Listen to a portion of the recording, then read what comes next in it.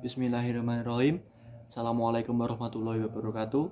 Di sini saya akan menyampaikan laporan praktik kerja lapangan saya yang telah saya laksanakan selama 6 bulan sebagai konten kreator, khususnya desain grafis di PT Pabrik ACC Sukses. Sebelumnya, perkenalkan dulu, nama saya Muhammad Naufal Anafabiu dari kelas 13 IJA. Materi yang pertama akan saya sampaikan yaitu latar belakang PKL. PKL atau praktik kerja lapangan merupakan sebuah kegiatan wajib yang dilaksanakan oleh siswa-siswi SMK se-Indonesia. SMK se-Indonesia sendiri dibagi menjadi dua program pendidikan, yaitu program pendidikan 3 tahun dan 4 tahun. Di pendidikan program 3 tahun ini pun PKL dilaksanakan selama 3 bulan di kelas 11 semester 1. Beda dengan program pendidikan 4 tahun ini yang dilaksanakan selama 6 bulan maksimal 9 bulan di tahun keempat. Dan pendidikan antara pihak SMK dan pihak industri ini dinamakan pendidikan sistem ganda. Pendidikan sistem ganda ini dilaksanakan untuk memenuhi kebutuhan tenaga kerja yang profesional di bidangnya. Jadi, siswa-siswi yang mengikuti program ini diharapkan dapat menerapkan ilmu yang didapatkan ketika sekolah sekaligus dapat mempelajari dunia industri. Selanjutnya ada dasar hukum PKL. Yang pertama adalah Undang-Undang Sistem Pendidikan Nasional Bab 4 Pasal 1 Ayat 4 yang berbunyi penyelenggaraan pendidikan melalui 2 jalur, yaitu jalur pendidikan sekolah dan pendidikan luar sekolah. Yang selanjutnya ada Undang-Undang Sistem Pendidikan Nasional Bab 8 Pasal 33. Pengadaan dan pendayagunaan sumber daya pendidikan dilakukan oleh pemerintah, masyarakat, dan atau keluarga peserta didik. Yang ketiga ada Undang-Undang Sistem Pendidikan Nasional Bab 13 Pasal 47 Ayat 1. Masyarakat sebagai mitra pemerintah berkesempatan yang seluas-luasnya untuk berperan serta dalam penyelenggaraan pendidikan nasional. Yang keempat, ada Peraturan Pemerintah Nomor 29 Bab 11 Pasal 29 Ayat 1. Penyelenggaraan sekolah menengah dapat bekerja sama dengan masyarakat, terutama dunia usaha dan para dermawan, untuk memperoleh sumber daya dalam rangka menunjang penyelenggaraan dan pengembangan pendidikan. Yang selanjutnya ada Peraturan Pemerintah Nomor 30 Bab 3 Pasal 4 Ayat 8. Peran serta masyarakat dapat berbentuk pemberian kesempatan untuk magang dan atau latihan kerja. Yang selanjutnya ada Peraturan Pemerintah Nomor 39 Bab 6 Pasal 8 Ayat 2. Pemerintah dan masyarakat menciptakan peluang yang lebih besar untuk meningkatkan peran serta masyarakat dalam sistem pendidikan nasional. Yang selanjutnya ada Peraturan Pemerintah Nomor 39 Bab 13 Pasal 32 Ayat 2. Pada sekolah menengah dapat dilakukan uji coba gagasan baru yang diperlukan dalam rangka pendidikan menengah.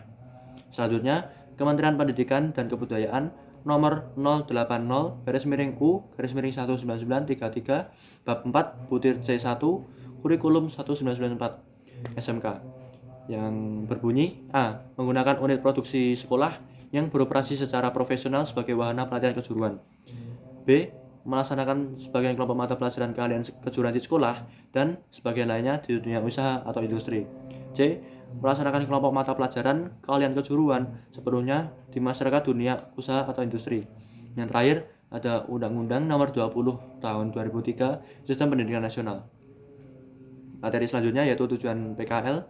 Secara umum, tujuan PKL yaitu memberi gambaran kepada siswa-siswi SMK tentang dunia kerja atau dunia industri, serta dapat menerapkan ilmu yang telah dimiliki.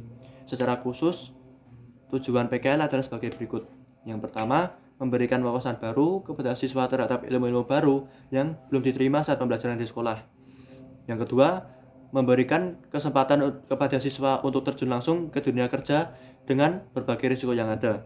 Yang ketiga, menambah sikap disiplin, tanggung jawab, berkomunikasi dengan orang lain, keberanian mengambil keputusan, dan inovasi yang dimiliki oleh siswa. Yang keempat, mengimplementasikan pendidikan di sekolah dan di luar sekolah yang disebut pendidikan sistem ganda. Kelima, memperoleh hubungan antara sekolah dengan dunia industri yang disebut dengan mitra kerja. Berikut adalah tanggung jawab peserta PKL. Selama menjalankan PKL, siswa memiliki tanggung jawab yang harus dilaksanakan. Adapun tanggung jawab peserta PKL antara lain, yang pertama, melaksanakan kegiatan PKL selama 6 bulan dan maksimal 9 bulan sebagai syarat kelulusan sekolah. Yang kedua, menjaga nama baik sekolah dan industri dalam setiap kegiatan. Selanjutnya, menjaga dan memelihara hubungan baik antara siswa, sekolah, dan industri secara bekerja di tempat PKL. Menyadari kedudukannya sebagai siswa yang dicerminkan dalam setiap perbuatan baik di dalam maupun di luar lingkungan tempat PKL. Mentaati peraturan dan tata tertib yang berlaku di tempat PKL, melakukan semua kegiatan PKL dengan sungguh-sungguh dan penuh komitmen, mengisi buku jurnal kegiatan PKL secara rutin, membuat laporan PKL dalam bentuk non-cetak maupun cetak sesuai dengan ketentuan. Yang terakhir, mengikuti uji praktik kerja lapangan di sekolah dan atau di industri maupun pembuatan tugas akhir sebagai bukti dan verifikasi semua prosedur PKL yang telah dilaksanakan oleh siswa. Yang selanjutnya, profil singkat tempat PKL saya yaitu PT Pabrik AC Sukses yang beralamatkan di Perum Griadilania Asri nomor 3A, Wotorono, Kecamatan Bangutapan, Bantul, Yogyakarta. Pabrik AC Sukses adalah perusahaan yang bergerak dalam bidang jasa penyedia aksesoris untuk gadget. Berawal dari keinginan sang pemilik yang ingin gadgetnya terlihat keren, tidak cepat rusak, dan berbeda dari yang lainnya. Tercetuslah ide untuk membuat usaha penyedia aksesoris gadget. Maka terbentuklah pabrik aksesoris pada tahun 2013 yang berpusat di Yogyakarta dan berubah nama menjadi pabrik ACC pada tahun 2016. Pabrik ACC sendiri sudah memiliki beberapa outlet atau toko yang terletak di Yogyakarta, Solo, Magelang, dan Purwokerto. Pabrik ACC juga melebarkan sayapnya di dunia penjualan online. Untuk saat ini, pabrik ACC sudah memulai membuat produk sendiri dengan brand Pabrik ACC Custom Case. Visi dan misi perusahaan yaitu visi menjadi pusat aksesoris gadget terlengkap di Indonesia, menghasilkan produk aksesoris gadget dengan brand Pabrik ACC. Dengan misi 1. Memberikan pengalaman yang tidak terlupakan saat berbelanja di Pabrik ACC. 2. Mengutamakan kepuasan pelanggan dengan pelayanan yang cepat, tepat, dan tanggap. 3. Selalu menjadi yang terupdate. Nilai atau culture perusahaan. Motto, everyday is fun. Action, always fun, be energetic, stay crazy. Culture, ya, jadi culture ini dibacakan setiap orang setiap briefing pagi. Yang pertama yang dimulai untuk culture yaitu our culture is fun, yang berarti budaya kita menyenangkan. Jadi ketika kita melaksanakan pekerjaan tidak boleh dengan hati yang tidak ikhlas. Jadi kita harus senang terhadap pekerjaan kita. Yang pertama ada praying to success, yaitu berdoa untuk kesuksesan. Jadi sebelum melaksanakan pekerjaan kita harus berdoa terlebih dahulu agar kita sukses dalam bidang masing-masing. Yang kedua ada always introspect when I find problems. Tetap introspeksi diri ketika menemukan masalah atau kendala. Jadi ketika kita menemukan masalah, jangan buru-buru menyalahkan orang lain. Siapa tahu masalah tersebut timbul dari diri kita sendiri. Jadi kita harus introspeksi diri dahulu sebelum kita menyalahkan orang lain gitu. Yang ketiga ada B, building a team with trust, membangun tim dengan kepercayaan. Jadi ketika kita bekerja secara tim, kita harus didasari dengan rasa kepercayaan kepada tim kita agar pekerjaan secara tim kita bisa terlaksana dengan baik. Yang keempat ada R, respect to myself and my teammates, peduli dengan diri sendiri dan rekan satu tim. Jadi ketika kita melaksanakan pekerjaan, kita harus tahu batasan diri kita dan batasan teman satu tim kita. Kita tidak boleh memaksa diri kita untuk melaksanakan pekerjaan yang kita tidak kuat. Jadi kita harus peduli dengan diri kita sendiri dahulu, baru kita bisa peduli terhadap teman satu tim kita. Yang selanjutnya ada I will be grateful every day. Saya akan bersyukur setiap hari. Jadi kita sebagai makhluk yang bertuhan, kita harus berterima kasih kepada Tuhan atas apa yang diberikan, baik cukup atau tidak. Kita harus berterima kasih dengan cara bersyukur. Selanjutnya ada K, keep growing and be a humble person. Tetap tumbuh dan menjadi pribadi yang rendah hati. Jadi ketika kita itu sudah tumbuh, sudah belajar tiap hari, kita tidak boleh melupakan proses yang telah kita lalui. Jadi kita tetap rendah hati dan tidak boleh menyombongkan apa yang saat ini kita dapatkan. Yang selanjutnya ada action and taking ownership of my decision, bertindak dan mengambil keputusan dengan rasa tanggung jawab. Jadi ketika kita mengambil keputusan, kita harus bertanggung jawab dengan keputusan tersebut. Jangan lari dari tanggung jawab, baik bagus ataupun buruk, itu adalah keputusan kita. C, create and make it reality with commitment, membuat dan menjadikannya nyata dengan komitmen. Jadi apa yang kita rencanakan, entah plan A, plan B, plan C, harus kita dasari dengan komitmen agar terlaksana dengan baik. Yang terakhir ada common hurry up, we must be number one. Ayo cepat, kita harus jadi nomor satu. Ya, nomor satu di sini kita harus menjadi yang terbaik dalam divisi kita masing-masing dengan cara kita melaksanakan pekerjaan kita dengan baik. Nah, yang terakhir ada sebuah moto, yaitu your attitude determines your altitude. Selanjutnya, susunan organisasi perusahaan, yaitu yang atas sendiri, yang paling tinggi adalah owner, di bawahnya ada HRD. Nah, di bawahnya itu ada staff, yaitu yang pertama produksi, marketing, gudang, store manager, dan ekspedisi. Di bawah produksi ini ada kepala produksi, kepala marketing produksi, dan staff-staff pada bagian masing-masing. Di divisi marketing ada kepala marketing, ada content creator, dan customer service. Di bagian gudang ada kepala gudang dan staff gudang. Di store manager ini ada kepala toko, ada staff toko, dan staff penjualan online. Dan yang terakhir ada ekspedisi. Saya berada di marketing, yaitu di bawah kepala marketing sebagai content creator. Peraturan untuk karyawan perusahaan, yaitu A, jam kerja itu jam 8 sampai jam 4 sore. Yang kedua, wajib hadir 30 menit sebelum jam masuk. Wajib melakukan meeting singkat, berdoa, dan membersihkan area tempat kerja yang dipimpin oleh supervisor atau leader. Meeting singkat, pembukaan, dan penutupan dilakukan sebelum dan setelah jam operasional tempat kerja. Apabila diketahui melakukan meeting singkat pada jam operasional, maka supervisor akan diberikan surat peringatan tingkat 1 atau SP1, dan untuk karyawan harus mengganti jam operasional yang digunakan sebanyak 1 jam kerja pada keesokan harinya. B. Absensi. Karyawan wajib melakukan absensi pada saat datang atau pulang. Karyawan dianggap tidak hadir apabila tidak melakukan absensi kedatangan dan kepulangan. C. Istirahat. Durasi istirahat maksimal 1 jam sudah termasuk ibadah. D. Terlambat. Apabila diketahui ada keterlambatan tanpa informasi sebelumnya, maka akan dikenakan sanksi, yaitu mendapatkan denda Rp5.000 pada menit pertama dan seterusnya. Denda tersebut akan dipotongkan pada gaji pokok bulanan. Jadwal kerja dan seragam. Untuk hari Senin, jam 8 sampai jam 4 sore, seragam trainee warna pink. Selasa, jam setengah 9 sampai jam 4, karena jam setengah 8 sampai setengah 9 digunakan untuk olahraga. Dan jam kerjanya menggunakan seragam trainee warna abu-abu. Rabu, jam kerjanya jam 8 pagi sampai jam 4 sore. Memakai seragam trainee warna biru. Kamis, jam 8 sampai jam 4 sore dan menggunakan seragam trainee warna biru. Jumat, jam 8 sampai jam 4 sore menggunakan seragam trainee warna pink. Sabtu, jam 8 sampai jam 4 sore menggunakan seragam trainee warna abu-abu. Kegiatan selama PKL saya selama 6 bulan ini.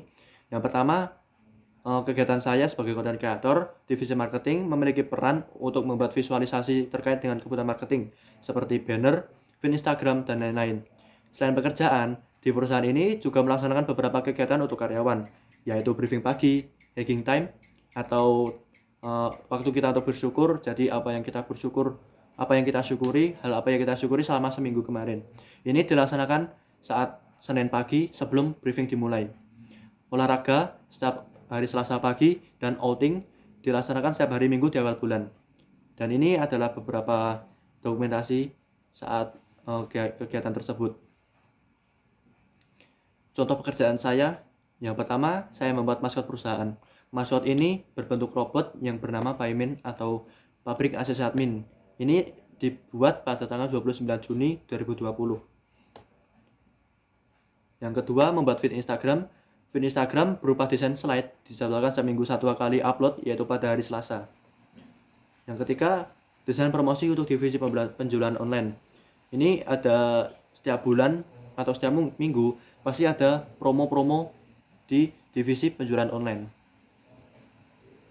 Yang keempat, desain banner untuk store atau toko. Setiap ada promo di toko, pasti akan dibuat banner untuk keperluan promosinya. Yang kelima, desain katalog. Nah, ini ketika ada barang baru masuk, saya akan membuat desain katalog untuk keperluan promosi. Desain kalender 2021 ini contoh desain di kalender duduk. Untuk kalender dinding sudah ada. Jadi saya membuat dua, yaitu kalender duduk dan kalender dinding. Nah, ini saya membuat animasi. Animasi ini bernama Bukan Sok Tahu, diupload pada hari Kamis. Seminggu 1 kali upload. Dan ini adalah contohnya.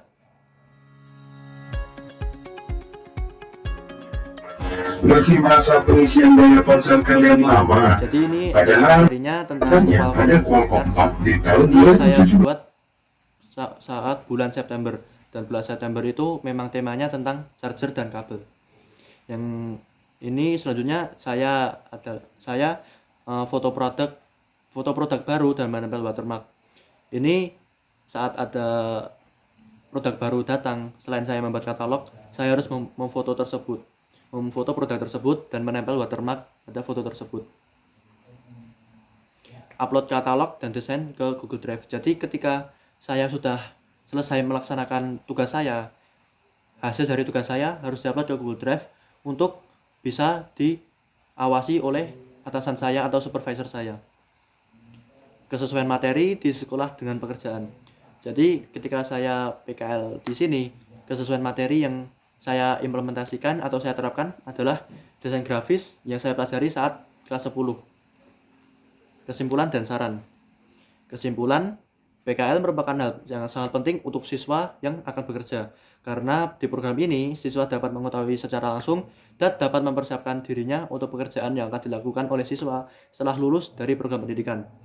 Di sini saya dapat meningkatkan ilmu yang belum didapat di sekolah, yaitu tentang bagaimana membuat desain yang menjual, menarik, dan dapat memikat pembeli untuk berkunjung ke toko atau membeli secara online.